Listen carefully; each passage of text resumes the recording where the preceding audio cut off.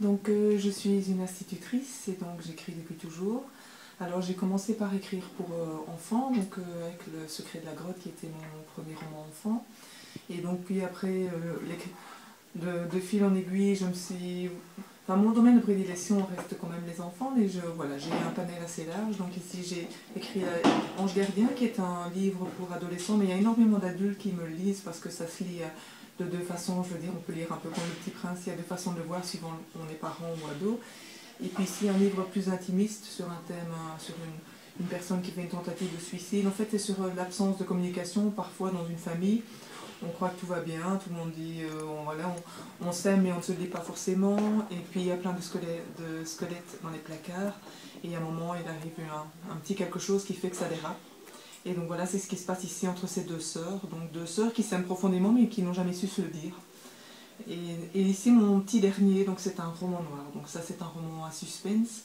Donc ça se passe dans une abbaye en Serbie. Et donc c'est un professeur de français qui est à la recherche d'un emploi et donc qui arrive dans cette abbaye monastique.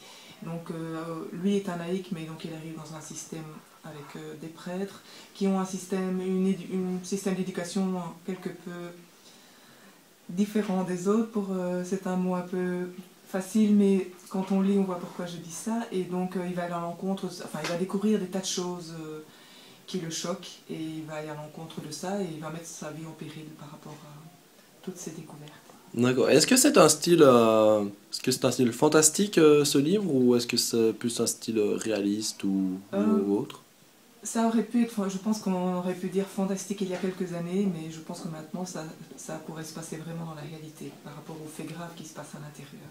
D'accord. Donc vous essayez quand même toujours de dénoncer certaines problématiques actuelles, j'ai Oui. envie de dire, dans vos livres. Oui, dans chacun de mes livres, il y a un message que j'ai envie de faire passer, oui, qui dénonce des choses qui me tiennent à cœur, des thèmes qui me tiennent à cœur. Comme quoi, par exemple? Donc par rapport ici avec Ange Gardien, c'est sur la différence, donc le fait de s'accepter tel qu'on est et d'être fier de sa différence. Donc ici c'est l'absence de communication. En fait, parfois on dit tout va bien, on préfère passer le problème au lieu d'en discuter vraiment, et donc l'absence de communication peut arriver jusqu'à des faits graves, puisqu'ici il y a une tentative de suicide dans l'histoire.